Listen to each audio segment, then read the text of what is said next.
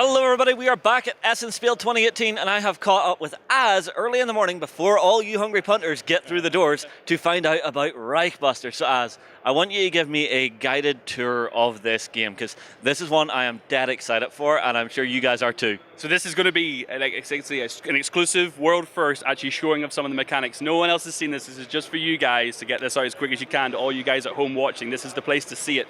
So we're going to actually talk, everyone's seen the initial teaser trailer, everyone's seen the world. They know from looking at the art and the box that we've released, this is an over-the-top, weird World War II. It's allied heroes going on espionage missions, going into dungeons and castles where the evil Vril Meisters are trying to work on technology that the Nazis are going to use to try and turn the tide of the war. It's all big mechs, Vril-powered mutations, all sorts of creepy, weird warfare. And this, what you're seeing in front of you, that Sam's going to show you guys now, is just a selection of the starter minis, just a little prototype. So it's everything you're seeing in front of you is prototype at the minute.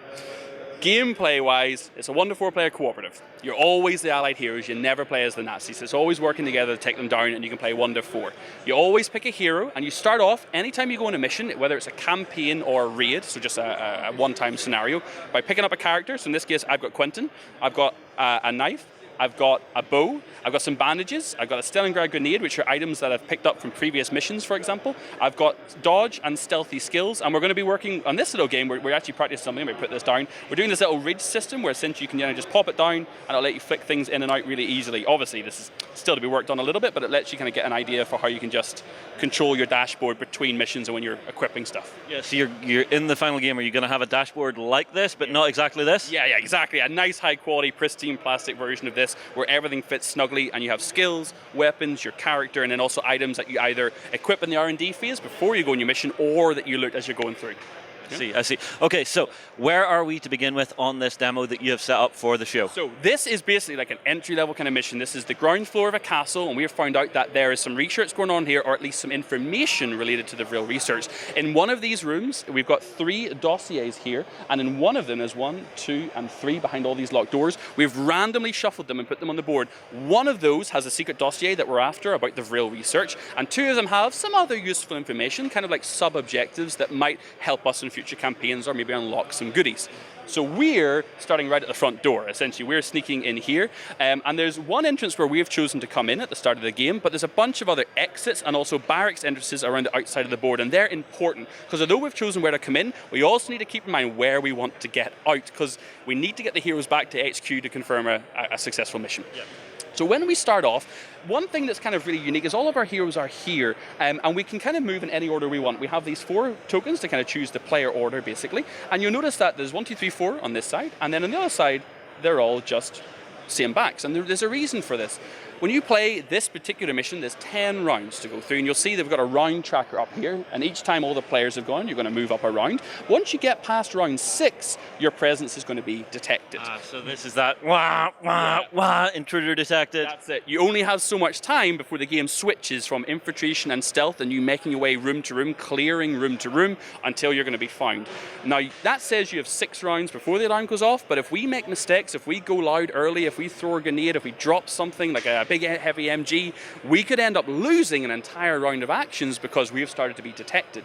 So let's show you how we actually start off. So let's just say, for example, that we would have a chin wag on the group about who's going to go first. Yep. I'm going to nominate, if you don't mind, that you're going to go first. Yeah, so I'm playing Red Hawk, the Russian sniper. She comes with a kind of swingy character. She actually has Silent as one of her latent abilities, which means essentially if she rolls a special symbol on noise dice, she ignores the noise. She just kind of manages to keep it completely silent. She also comes with a sniper rifle, which rolls 3 dice of damage and rolls 3 dice of noise, which can be horrendous if you get a really high noise number. But if she rolls that special, she'll ignore it. So she's kind of that swingy, risky character, all or nothing. Do you use your knife for quiet kills, or do you risk that sniper shot for either a big, loud, echoing boom or a shot you can actually keep muffled? Is she just holding her breath until there's a lightning strike? Waiting for that moment to really, really pull the trigger, very much so.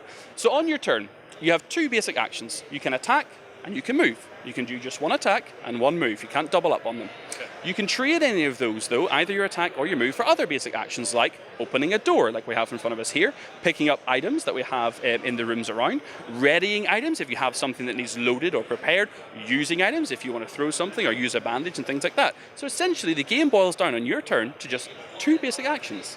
However, what you also have is a selection of cards. So every character has a deck of hero cards or action cards that are unique to them. And on the other side, you'll see with the action cards that they actually have a top half, which is essentially an ability or a trigger or an action you can take, and a bottom half, which is a modifier. So in your turn, you have 2 base actions. However, you can modify them with cards, so I could increase my base move by 1, or in additional to my base 2 actions, I could make a range 1 attack in this case and do an extra action. The reason that's important is you're going to have an ebb and flow in Reichbusters where you'll have 2 base actions, and then at the end of your turn you'll draw a card if you have less than 5, and you can kind of build up a hand of cards. You can even trade in your attack to draw more cards and wait for that time to say, now I'm going to go, now I'm going to do a bunch of actions. So sometimes you may just do 1 or 2, sometimes you may do 4, 5, 6, or you may trigger one of your once per game heroic feats, which will do something crazy. And these are all like themed, awesome things that are going to let you do something amazingly heroic, like something that's going to let you dive into the action. So what I'm going to suggest is, if it's cool with you, you've actually got an action card that lets you move 1 and open a door without making any noise, and you can do it in either order. That's it. So this one here. So we can see here, you'll basically spend this and it'll cost you an action, and you discard it when it's gone and it makes 0 noise. And you can do the move and opening in either action. I'll open the door. Perfect. So we'll talk about the doors in a little bit, but for now we're just going to open it silently, which will give us a little cheating chance. Normally what you would do is roll noise dice for this, but you can just go ahead and open it silently. So in this room, we know there are 2 light Nazi forces. We have to work out what these are. You've opened the door, so we're about to get the drop on them. There's a Nazi spawn deck right here, and I will go ahead and say, we are calling them Nazis. They're evil, nefarious people. We're jumping full in. These are very zombies. much the Hollywood. Yeah, we're jumping into the full action on this. So I'm going to flip over one of these cards, and you'll see there's 3 sections for light, medium, or heavy threats. We've just got 2 light threats. So the first one's a Nazi soldier and a Nazi dog. There's a dog right there. Okay, so we have our doggy dog here, and we have a regular soldier, which is one of these guys, I assume. That's perfect. And then we need to draw another card to get the other side of the room. So this one's going to be a Nazi officer and a Nazi soldier. Officer with his little pistol. You've absolutely got it right. And another soldier, yeah? Another soldier. So you'll see this tile is actually split into two sections, 2 areas basically. So the game is area movement. So 1 movement of space will move you into one of those. So your action card, let you open the door silently and then move. Yep. So would you like to go after the officer and the soldier, or the soldier and the dog? I'm thinking I'll go after the officer and the soldier, and I'm just going to move into the area, sneak up, and then I'm going to use what's got to be my favorite thing on this, vodka fueled. I love that you've jumped straight in. This is absolutely amazing. So just to show everyone at home, if you have a little look, this gives you an idea of the kind of stat cards that we're going to be using. These are very simple, straightforward. They tell you when something acts in the initiative order. They tell you how much damage they do ranged, how much damage they do melee, and what damage you need to do to actually win them. So you wanted to move into the officer? Yep. So I'm going to move you into there. And then you're going to play vodka fueled. Yeah, I'm going to make a melee attack. Perfect. So make an attack with +1 dice. Now, you'll see here, it's an action, so you're spending the card. It's going to get discarded, and it's got a question mark for noise. And this is because you have to choose what weapon. So you could either use your knife, or you could use your sniper rifle. Now, you can't sniper rifle the people in the same space as you, because they're right in front of your face. You'd have to do it out to the other area. Yep. But if you use a sniper rifle, you're going to make a lot of noise. So might I recommend a knife? A knife might be the wise idea here. At this point, it's worthwhile keeping it kind of quiet.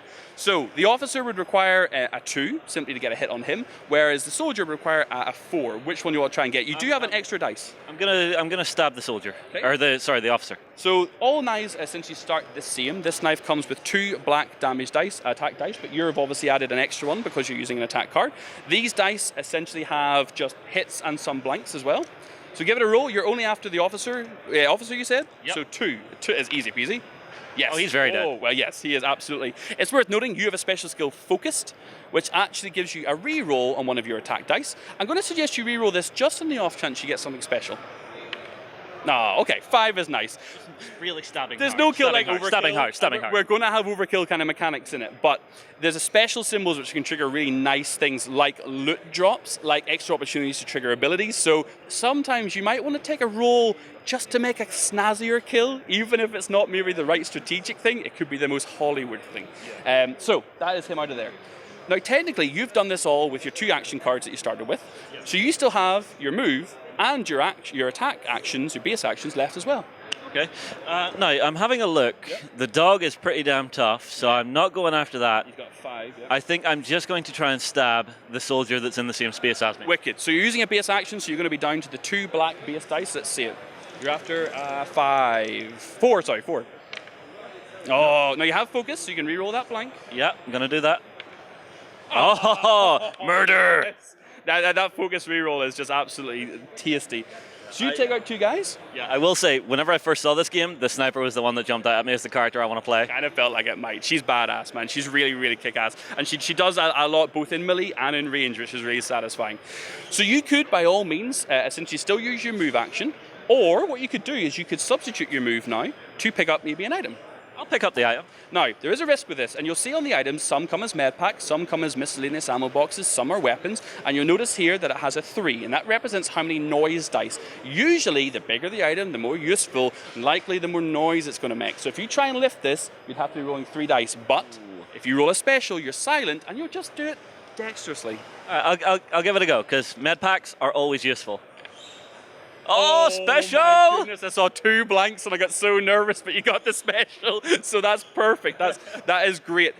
So, usually what would happen when you roll a special is you do what we call exploding dice. If you get a special, you change it to a 2 and add another dice to the pool. If you get a special, you change it to a 2 and add another dice to the pool. But because you have that silent ability, you can trigger that, silent the noise, and you're all good. You're nice. all sweet. So, here's an item for you, sir. Thank you very much. And I flip it over, and what is it? I have to quickly check, because we recently changed the Vril injection, actually. You got literally an experimental injection that you can put into your body that will let you re-roll any dice until the start of your next turn. So you can pop that Vril injection into your stream and then just go on a killing spree. Sold! Did not plan that. I generally thought that was probably going to be a medic pack. That's great that you got that. So when your turn ends, a couple of things happen. Assuming you did your move, you did your attack, you also played 1 card to move and open the door, and you played another card to make an attack. So you had a pretty animated first turn.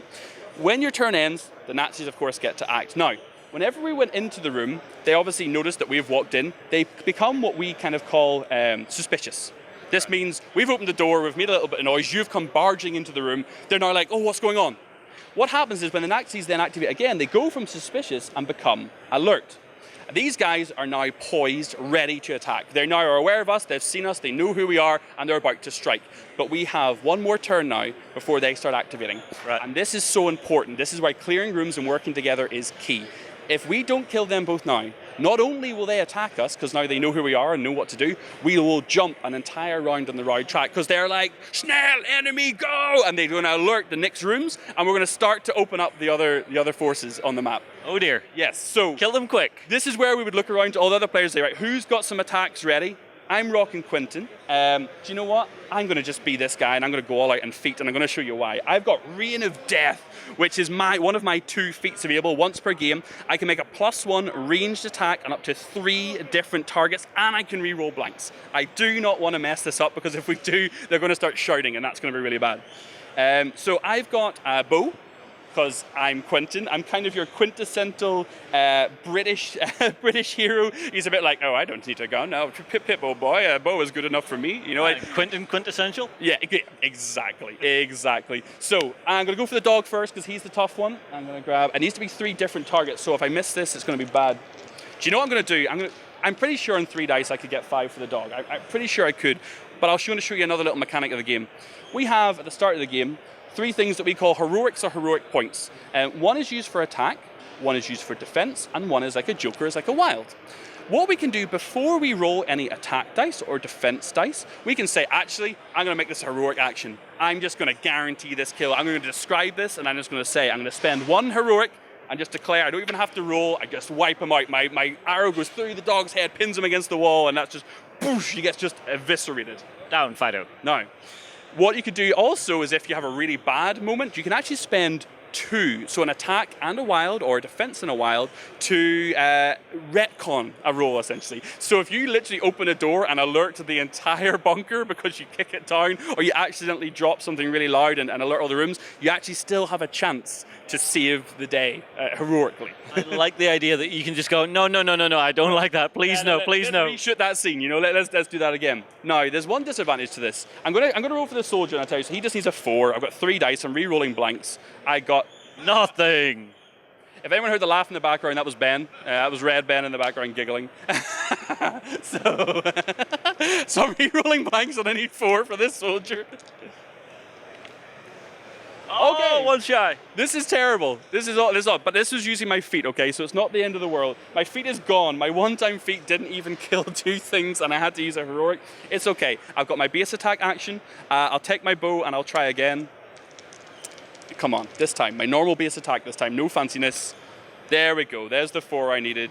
I can't believe I couldn't do it on a feat, but I could do it on my base roll, and he is out of there. Now, I probably, maybe, if I was a better roller, shouldn't have used my heroic. And the reason is, if you don't use heroic points to guarantee rolls, and you manage to clear a room of at least 2 minis, so if there's at least 2 guys in there and you wipe it out, then you get to get a random heroic point. So you can actually build up a supply of these extra bonuses for your super strong attacks and your super key moments during a mission. So it entices the players to work together, but to kind of like one-up each other. It's like, oh, you only killed 2? I'll finish off the room, buddy. I got it. So you kind of get people going, I'll kill them. No, I'll kill them. No, I'll kill them. And what inevitably happens is someone gets too proud and someone makes a lot of noise, and then things go a bit wrong. So at that moment of, don't worry, guys, I got this. Oh, wait. So to give you a little idea, I'm just going to show you a little bit more of the game, just kind of as if we were playing with more characters. So say, for example, we jumped into Sarge. Sarge could hop up and start opening doors. Now, when you open doors normally, if you don't use a special action like we did with Red Hawk, you got to roll noise. So noise is the white dice, and they come with these little sort of noise blip symbols to represent how much noise you make. They also have a special and a blank as well. The downside to noise is that whatever you roll on this, so say I'll do a quick roll, I got 2. Anytime you do an action like picking up an item, shooting a non-silent weapon, or opening a door, you're going to have to draw a noise card. And the noise cards are just, as you see, just in this case, these are very prototypey, just showing sort of doors with noise dice. They tell you a little something extra. So this says, softly does it. You try to muffle the noise and it makes it worse. Add 2 noise to this. So I'd have to get another 2 noise dice. Where's my, there we go. Had to add 2 more noise on top. Oh my goodness, that's just become a 7. I would then compare it to the next number. In this case, I have made enough noise to alert someone. A surprised Nazi patrol, oh man, enters the room and is immediately suspicious of you. So essentially, I've gone to open the door.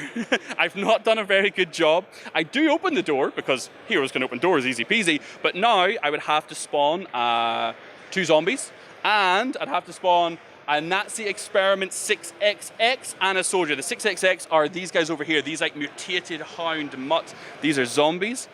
This is our experiment 6XX, and we would need another Nazi soldier as well.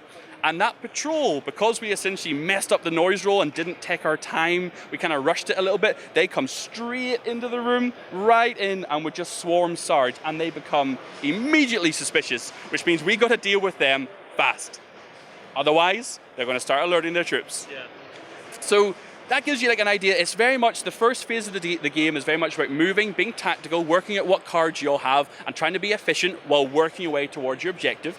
As you start to work through the rounds and you start using your feats and such, you'll then start getting a bit more bold. You'll start using things like grenades with boom effects that'll clear entire rooms, but will jump this round track a couple of times. Once you get up to the alarm though, doesn't matter, all bets are off. Now it's time to just go. They're aware of your presence. Nazi spawns will spawn in all of the rooms. Any rooms you haven't discovered will all come to life. They'll start chasing you, hunting you down. Officers will start giving commands.